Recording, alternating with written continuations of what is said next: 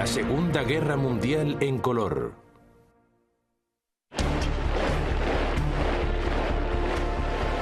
Cambio de marea. Mientras la Segunda Guerra Mundial continuaba su curso, tanto los aliados como los alemanes buscaban el golpe de gracia con una nueva arma que derrotase de modo definitivo al enemigo.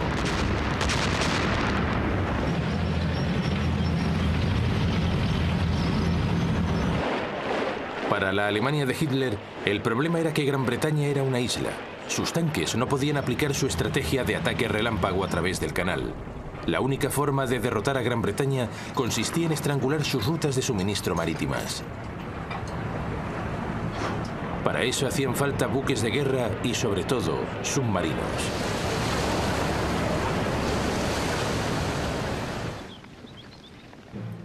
Para los aliados occidentales, el problema era atacar a Alemania cuando apenas había tropas aliadas en la Europa continental. La solución que adoptaron fue el bombardeo estratégico. Los bombarderos aspiraban a destruir las infraestructuras germanas y empujar a su pueblo a la rendición.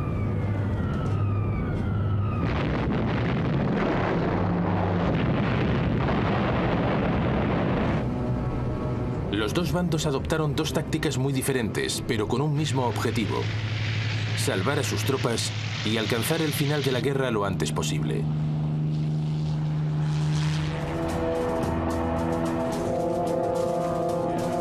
A principios de 1941, la Royal Air Force comenzó a recibir una nueva generación de bombarderos de mayor tamaño y potencia con 4 motores. Los nuevos bombarderos podían cargar hasta 8.000 kilos de bombas, 4 veces más que las naves utilizadas anteriormente. El primero de los nuevos bombarderos fue el Short Stirling.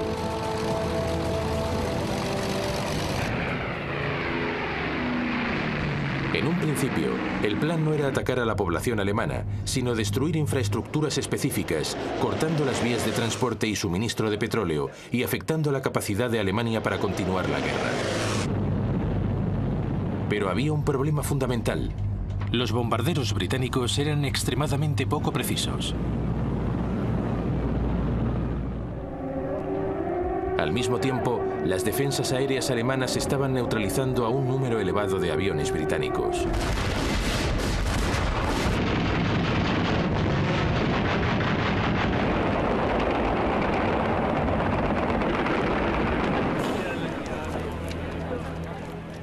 A finales de 1941, hasta un 10% de los bombarderos eran derribados en cada ataque. El alto mando de la RAF decidió cambiar de táctica. Renunció a cualquier pretensión de alcanzar objetivos específicos. En su lugar, el mando de bombardeo recibió la orden de efectuar lo que se llamó un bombardeo de área, un eufemismo para lo que hoy se conoce como bombardeo en alfombra o de saturación. La idea era atacar deliberadamente toda la zona de una ciudad sin pensar en la población civil. Según las escalofriantes palabras del ministro del Aire británico, eso destruiría la moral de la población civil y en particular de los obreros industriales.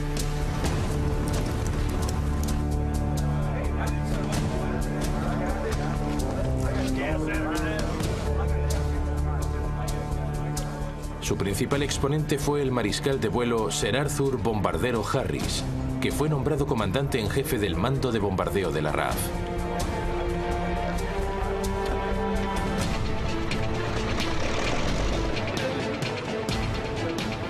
En la primavera de 1942, Harris inició lo que en realidad era un enorme truco de relaciones públicas, pero que él prefirió llamar bombardeo estratégico.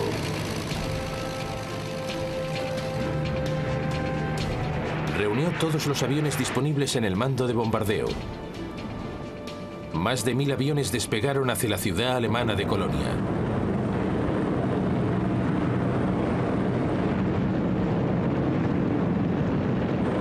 Las defensas de la ciudad se vieron desbordadas. Los británicos destruyeron 300 hectáreas.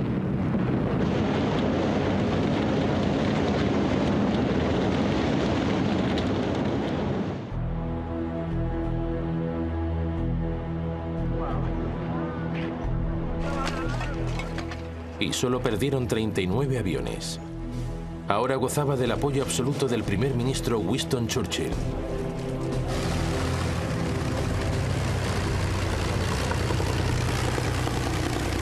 También disponía de una nueva arma, el Avro Lancaster, el primer bombardero pesado nocturno de la guerra. En marzo de 1943, los aviones británicos despegaron en dirección a la ciudad industrial alemana de Essen. Los ligeros y rápidos bombarderos Mosquito lanzaron bengalas para señalar los objetivos. A continuación, una fuerza de casi 450 bombarderos Lancaster barrió la ciudad vaciando su carga.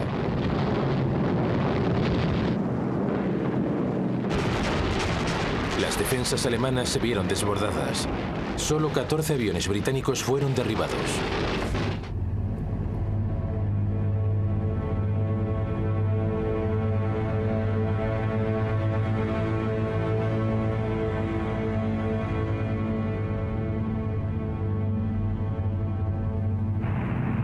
El ataque contra Essen fue seguido por una oleada de ataques contra ciudades industriales del Ruhr.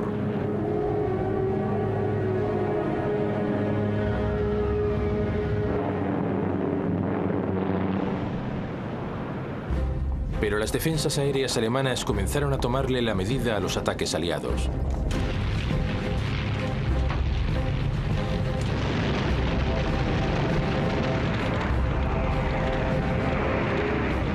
Las pérdidas británicas aumentaron hasta un 10%. Harris se vio obligado a regañadientes a detener los ataques.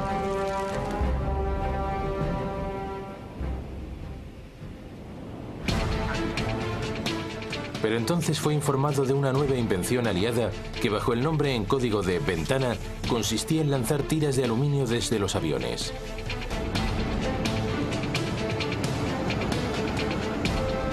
Esas tiras, al caer, atascaban cualquier sistema de radar. La invención prometía anular las defensas aéreas alemanas.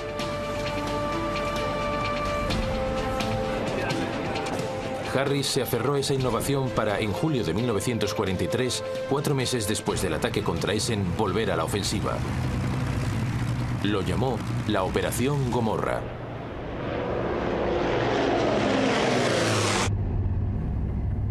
Esta vez el objetivo era el puerto industrial de Hamburgo.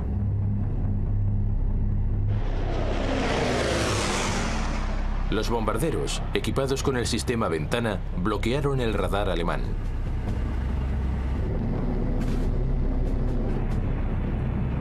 Mientras, otros aviones lanzaban bombas incendiarias.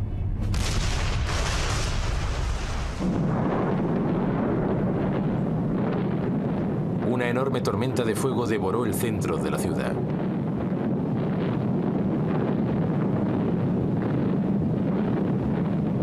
$40.000 personas murieron y 500.000 perdieron su hogar.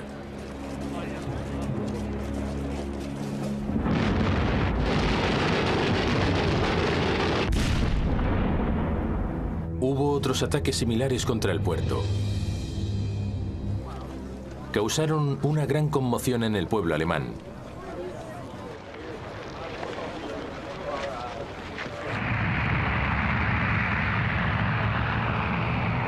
Cuatro meses más tarde, en otoño de 1943, Harris ordenó una serie de ataques contra Berlín.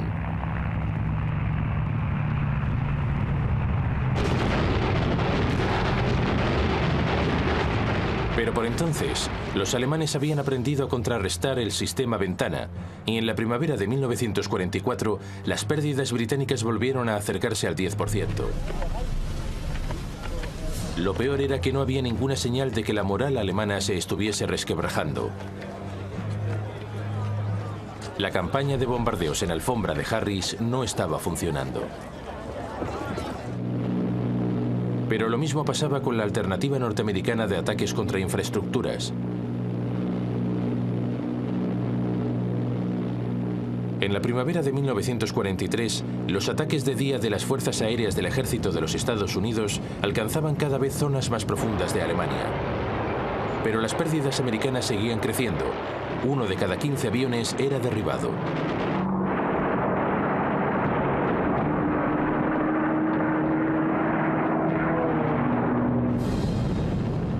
Impávido, el mando americano inició un ataque contra las fábricas de las ciudades alemanas de Regensburg y Schweinfurt. Era un plan enormemente ambicioso. Las dos ciudades estaban muy al sur de Alemania, lejos del alcance de los cazas norteamericanos.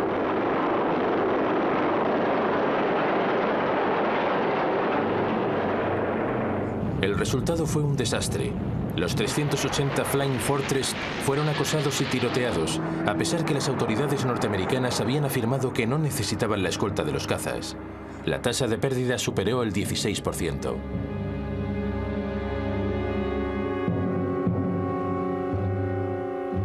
Estados Unidos se vio obligado a suspender su campaña de bombardeos.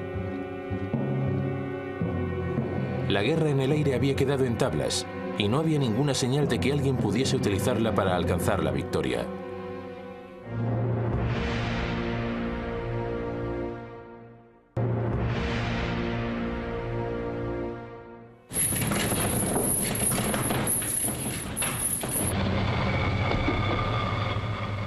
A principios del verano de 1944, mientras los aliados se preparaban para invadir la Europa continental, las fuerzas aéreas británicas y norteamericanas recibieron el encargo de cortar las líneas de comunicación alemanas y los suministros de petróleo. Aquello representaba una vuelta al bombardeo de infraestructuras específicas. Pero esta vez, los aliados contaban con una nueva arma. Los británicos habían modificado de modo experimental un caza norteamericano, el P-51 Mustang. El motor norteamericano había sido sustituido por uno británico llamado Rolls-Royce Merlin. Eso le dio al avión una mayor autonomía, convirtiéndolo en la escolta ideal para los bombarderos de larga distancia.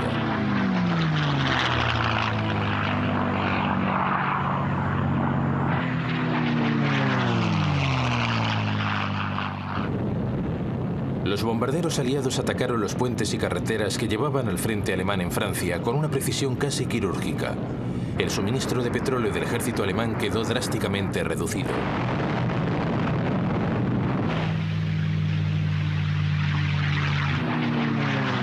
Una vez más, los cazas alemanes contraatacaron, pero se vieron desbordados por los Mustang.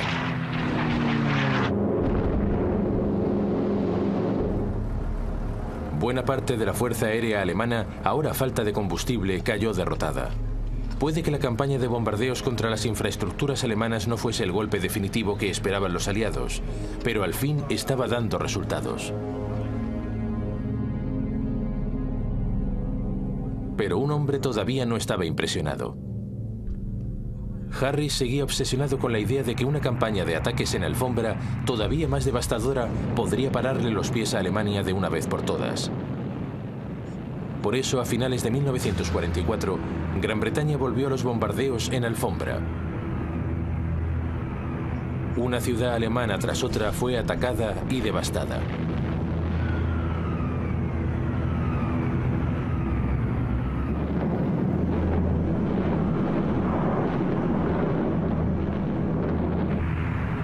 En febrero de 1945, Harris atacó Dresden, una ciudad con apenas ningún significado militar.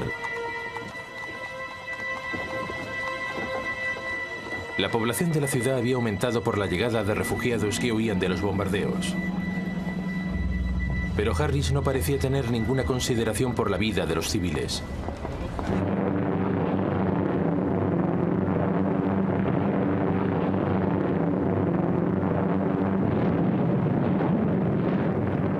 La ciudad quedó arrasada. Murieron alrededor de 50.000 personas. Fue un bombardeo excesivo, y al fin comenzaron a surgir dudas sobre la moralidad y también la eficacia de estos bombardeos en alfombra.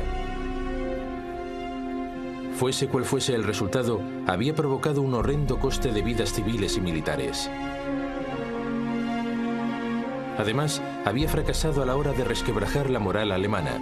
Casi el 60% de los pilotos de la RAF caídos en combate fallecieron antes de haber completado 30 misiones.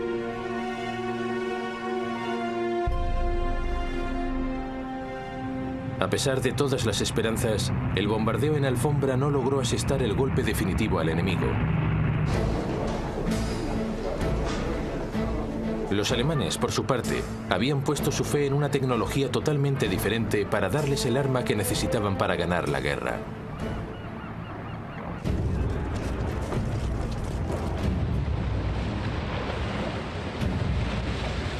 Para Alemania, Gran Bretaña era un problema. Era una isla, y por una vez el formidable poderío terrestre de Hitler resultaba inútil. Gran Bretaña también disponía de una poderosa marina. Aún así, Hitler calculó que si utilizaba sus fuerzas de forma estratégica, podía cortar los convoyes marítimos que transportaban desde petróleo a comida a Gran Bretaña.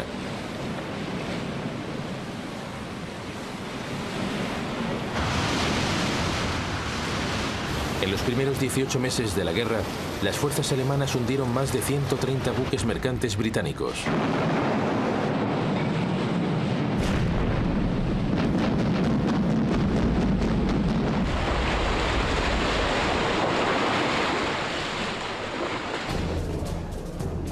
Algunos de los barcos más eficaces eran los llamados acorazados de bolsillo, pequeños pero poderosos buques de guerra diseñados en los años 30 para sortear las restricciones impuestas contra el rearme alemán tras la Primera Guerra Mundial. Uno de ellos, el Graf Spee, se hizo especialmente famoso.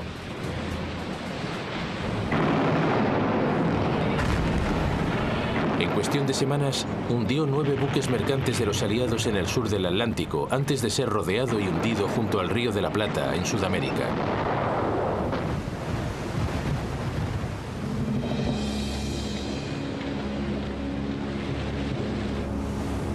Pero los asaltos estaban provocando graves daños.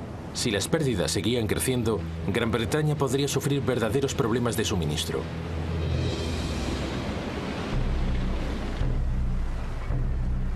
A principios de la primavera de 1941, los 2 primeros y únicos acorazados alemanes completaron sus pruebas marítimas.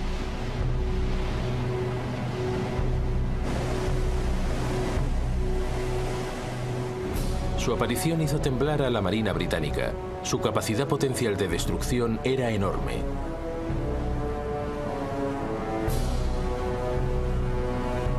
El primero en entrar en acción fue el Bismarck. En mayo, aviones de reconocimiento de la Royal Air Force lo descubrieron en el puerto noruego de Bergen, intentando entrar en el Atlántico Norte. La Marina británica salió a su encuentro. 2 días más tarde, el Bismarck fue visto en el Atlántico Norte. El buque de guerra británico más moderno, el Príncipe de Gales, fue enviado a interceptarlo. Junto a él iba el crucero de batalla Hood.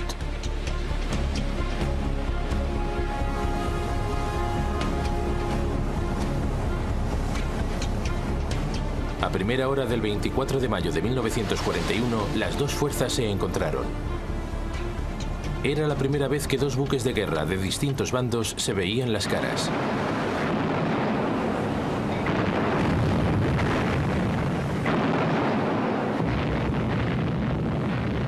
Casi de inmediato, un proyectil del Bismarck atravesó la débil armadura del Hood. Penetró a través de una de las cámaras de popa. Se produjo una enorme explosión. Solo 3 de los 1.200 tripulantes del Hood lograron sobrevivir. El Príncipe de Gales, en franca desventaja, se batió en retirada. El Bismarck había ganado el primer asalto. 2 días más tarde, el Bismarck fue visto de nuevo, esta vez más al sur, a varios cientos de millas de distancia de la costa de Francia. Los torpederos Swordfish británicos se abatieron sobre él. Uno de ellos alcanzó el timón del Bismarck. A la mañana siguiente, 2 buques británicos, el Rodney y el Rey Jorge V, alcanzaron al Bismarck. comenzaron a disparar proyectiles de calibre pesado contra el desventurado acorazado alemán.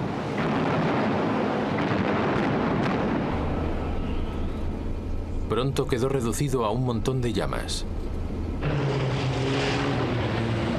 El Bismarck fue hundido finalmente por un torpedo. Solo 113 de sus 2.300 tripulantes salvaron la vida. El Bismarck se había hundido antes de tener la oportunidad de demostrar su valor.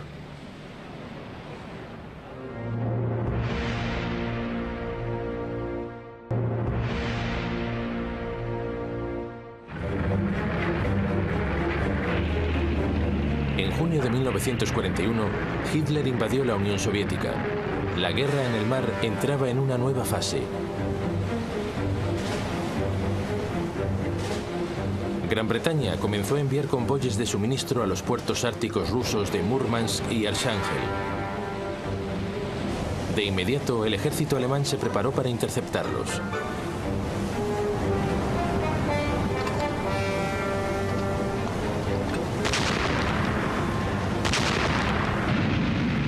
Un convoy tras otro sufría ataques o amenazas. En verano de 1943, el transporte era tan peligroso que se suspendieron todos los convoyes a Rusia hasta el otoño, cuando se esperaba que el mal tiempo y la falta de visibilidad ofreciesen una mayor protección.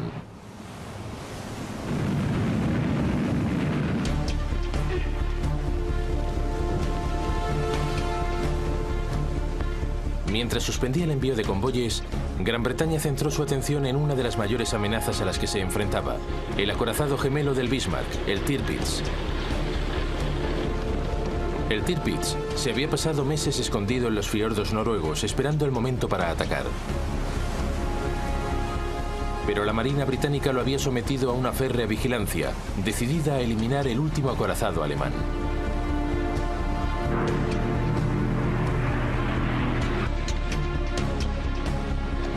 En septiembre de 1943, 5 minisubmarinos, conocidos como X-Kraft, fueron enviados a los fiordos noruegos para hundirlo.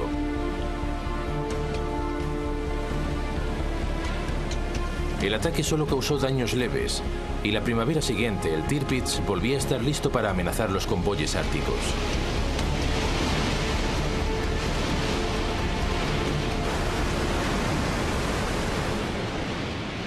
En esta ocasión, la Royal Navy envió una gigantesca fuerza de ataque.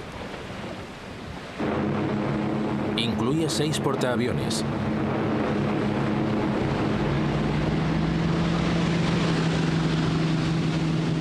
Esta vez cogieron a los alemanes totalmente por sorpresa.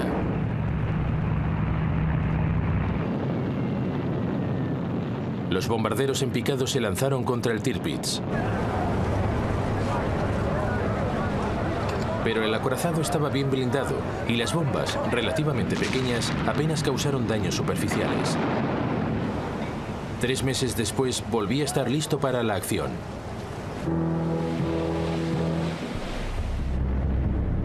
Pronto fue detectado en otro fiordo noruego.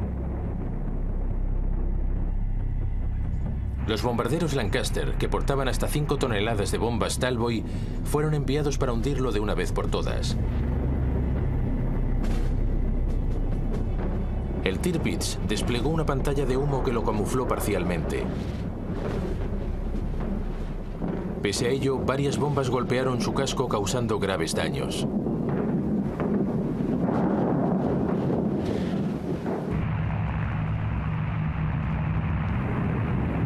Finalmente, 2 meses más tarde, un escuadrón de bombarderos Lancaster pudo atacar bajo las condiciones climatológicas perfectas. 3 Talboys alcanzaron su objetivo. El Tirpitz zozobró lentamente. Casi 1 millar de tripulantes se hundieron con él. Después de más de 2 años jugando al ratón y al gato con la Marina británica, el Tirpitz había naufragado.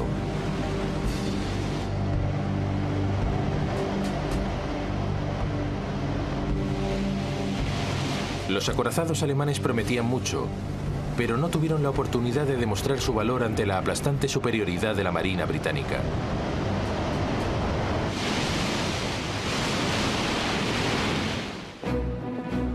Hitler había perdido la batalla en el mar, al menos en la superficie.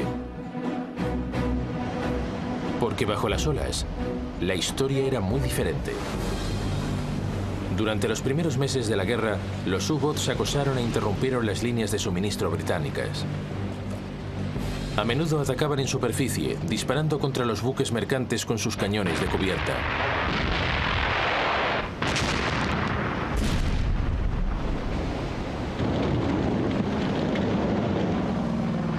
Como respuesta, la Royal Navy envió portaaviones equipados con aviones antisubmarinos para patrullar las rutas utilizadas por los convoyes. Pero solo tenían un efecto limitado.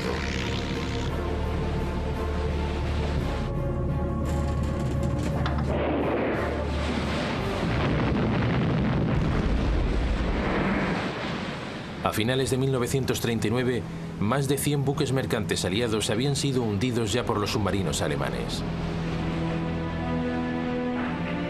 Si las pérdidas continuaban a ese ritmo, Gran Bretaña se enfrentaría al desastre.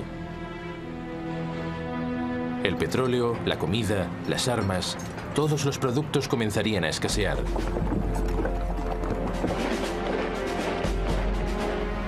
Y entonces las cosas se complicaron todavía más. Alemania invadió Francia. De repente, la marina alemana, que hasta entonces se había visto acorralada en el Mar del Norte, tenía acceso a la fachada atlántica de Francia.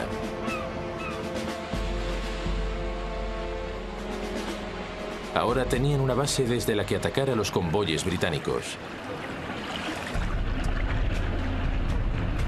Los puertos franceses se llenaron con los recién construidos U-boats alemanes, especialmente con el tipo 7C. El almirante Karl Dönitz, líder del servicio de U-boats alemanes, organizó sus submarinos en lo que él llamaba manadas de lobos. Un grupo se alinearía en torno a una ruta probable de convoyes. Tan pronto como un U-boat detectase un convoy, avisaría al resto para atacar.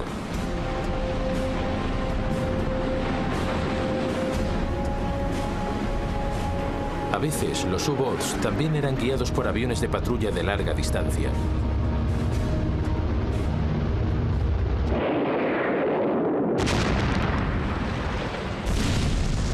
A finales de 1940, hasta un 40% de los buques mercantes de cada convoy acababan naufragando. Los suministros británicos estaban en peligro.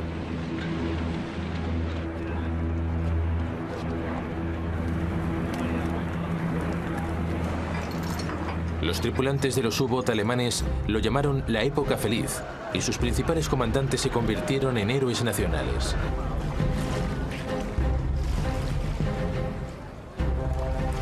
Gran Bretaña estaba pagando muy cara su falta de preparación.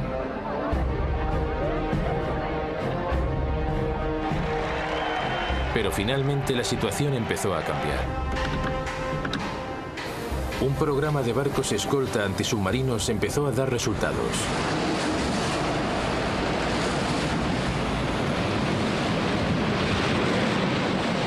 Los primeros corvettes, ese era su nombre, empezaron a botarse al mar.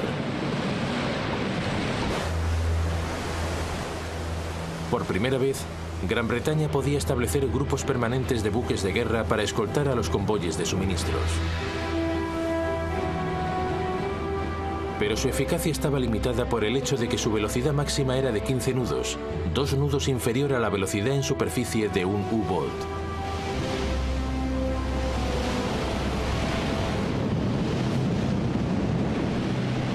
Al mismo tiempo, los aviones de patrulla del mando costero británico fueron equipados con cargas de profundidad.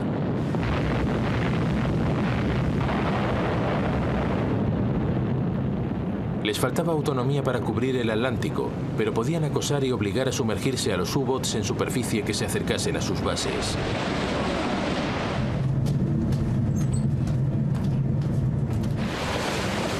Entonces, al igual que en las campañas de bombardeos, se produjeron una serie de avances tecnológicos que sirvieron de gran ayuda a Gran Bretaña.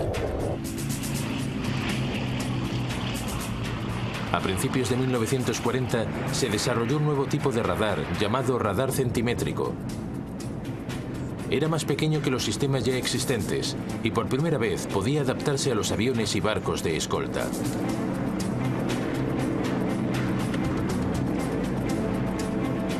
Ahora cualquier U-Boot alemán en superficie era vulnerable.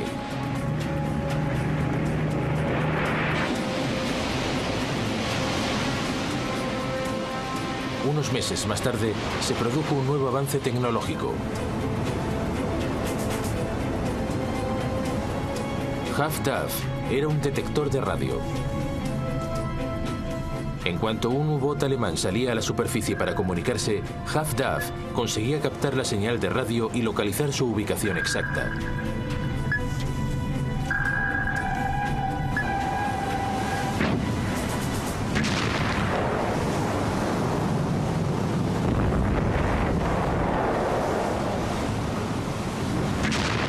Durante la primavera de 1941, Gran Bretaña comenzó a contener de modo constante la amenaza de los U-Boot.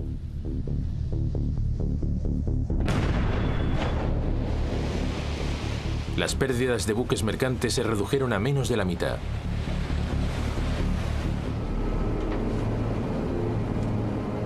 Y entonces Alemania sufrió un grave desastre, cuyos efectos perdurarían durante el resto de la guerra.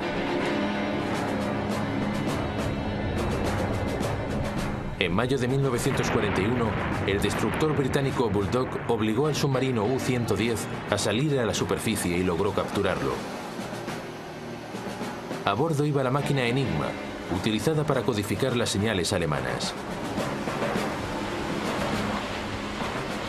Lo más importante es que el Bulldog también capturó los libros de códigos navales que iban con la máquina.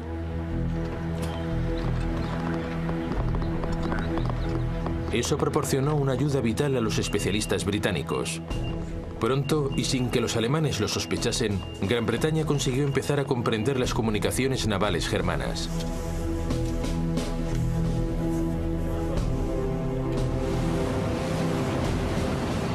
Para la Royal Navy, eso significaba que los convoyes podían tomar rutas alejadas de las manadas de lobos de los U-Boats.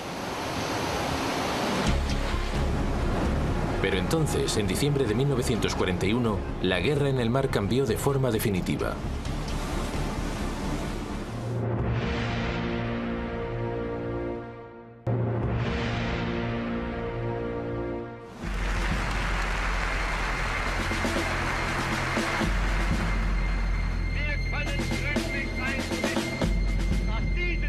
En diciembre de 1941, Hitler declaró la guerra a los Estados Unidos. Casi inmediatamente, el almirante Dönitz, jefe del servicio de U-Boats alemanes, envió submarinos para atacar a los buques mercantes norteamericanos en su propia costa.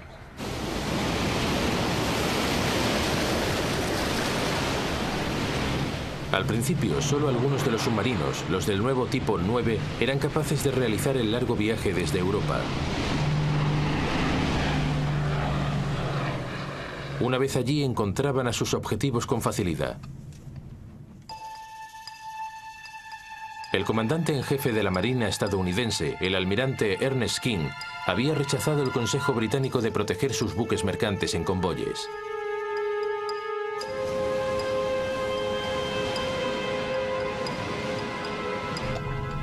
En un periodo de 3 meses, más de 400 buques mercantes estadounidenses fueron hundidos o destruidos.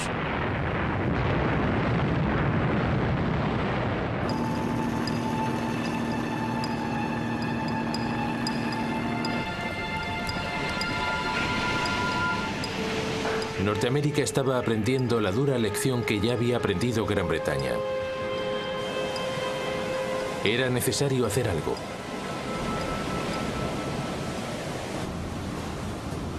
King cambió de idea y en mayo de 1942 los Estados Unidos ya habían introducido un sistema limitado de convoyes.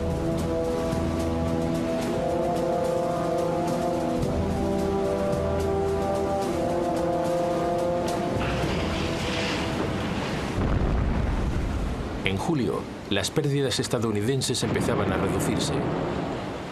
Eso obligó a los alemanes a adoptar una nueva táctica. concentrarían sus tropas en un área concreta del Atlántico Norte, el Agujero Negro, una zona en mitad del océano suficientemente alejada de la costa para que la aviación antisubmarinos no pudiese alcanzarles.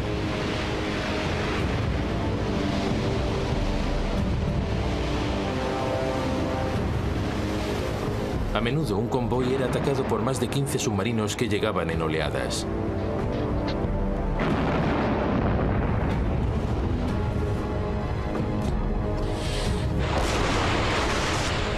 Durante octubre de 1942, 56 barcos aliados se hundieron en el Agujero Negro.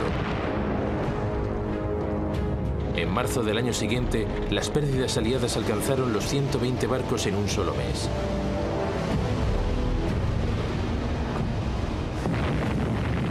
Durante ese mismo mes, los alemanes solo perdieron 12 U-boats. La táctica de Hitler de cortar las líneas de suministro británicas hasta que el país se colapsase parecía una posibilidad real. Daba la impresión de que sus U-boats podían ganar la guerra.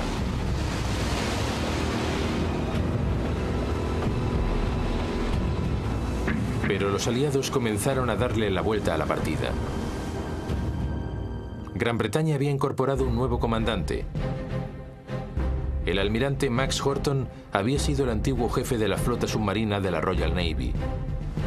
Su primer movimiento fue establecer grupos permanentes de destructores y fragatas que proporcionasen apoyo adicional a los convoyes, apareciendo tan pronto como se detectase una manada de lobos enemigos. Igualmente importantes fueron los desarrollos tecnológicos que vieron la luz en esa época. El Erizo era un mortero antisubmarinos que disparaba 24 bombas.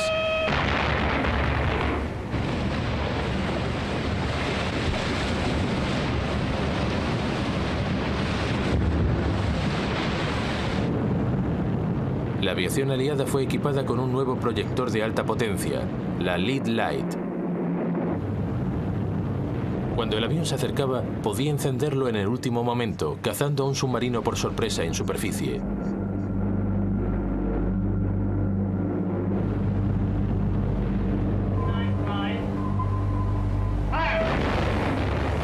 Los continuos avances tecnológicos comenzaron a dar sus frutos.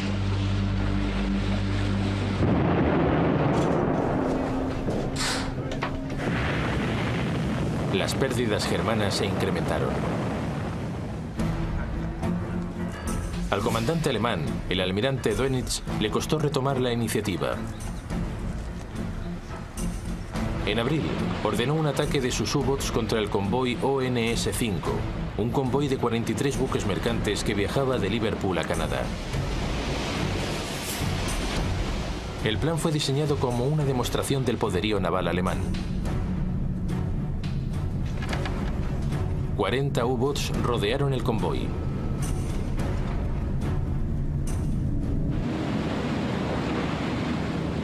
Los británicos enviaron grupos de apoyo adicionales. Aviones antisubmarinos llegaron desde Canadá.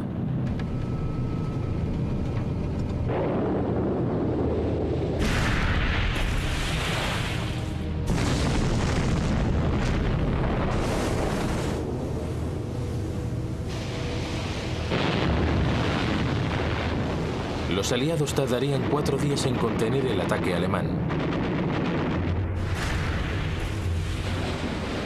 11 buques mercantes se hundieron, pero los alemanes habían perdido 7 U-boats.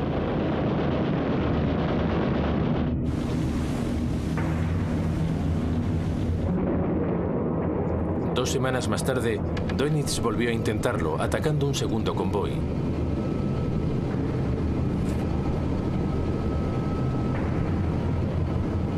Fue un desastre. Los alemanes perdieron 5 U-boats sin hundir ni un solo buque mercante.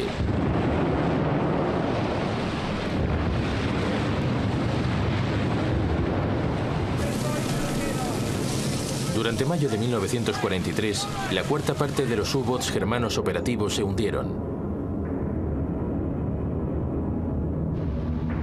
Los alemanes estaban empezando a perder de forma definitiva la guerra de los U-boats en el Atlántico. Los aliados lanzaron entonces su ofensiva contra los alemanes. Apareció una nueva versión con mayor autonomía del bombardero B-24 Liberator. Ahora podía alcanzar a los U-boats alemanes en el agujero negro. Los diseñadores de submarinos alemanes intentaron responder con innovaciones propias. Los U-boats fueron equipados con detectores de radar y ametralladoras antiaviación. Algunos incluso adoptaron el snorkel diseñado en Holanda, una entrada de agua que permitía que los submarinos pasasen más tiempo bajo el agua, escondidos del radar aliado. Pero era demasiado tarde.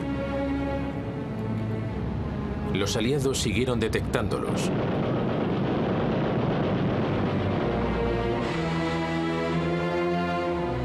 Los U-boats de Hitler tuvieron que quedarse inmovilizados en el puerto. Era demasiado peligroso que navegasen por el océano libremente. Los intentos germanos de hallar una respuesta se volvieron cada vez más desesperados.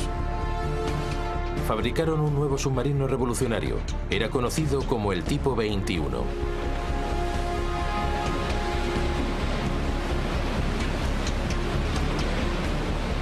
Se alimentaba con energía eléctrica y podía navegar a 17 nudos bajo el agua, el doble de la velocidad de un submarino tradicional, suficiente para dejar atrás a la mayoría de los barcos de superficie.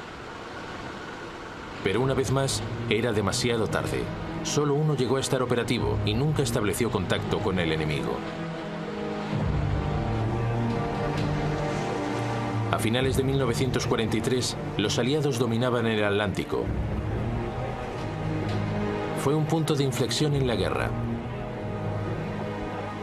La campaña de los U-boats de Hitler había causado efectos devastadores en ambos bandos.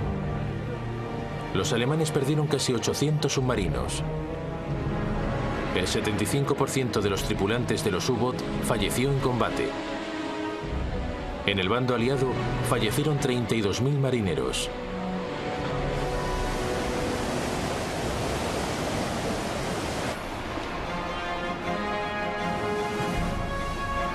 Pero finalmente, con los U-boats fuera del mar, las enormes oleadas de tropas y equipamientos estadounidenses pudieron navegar libremente por el océano y prepararse para la invasión de Europa. La victoria en la batalla del Atlántico iba a cambiar de un modo fundamental el curso de la guerra.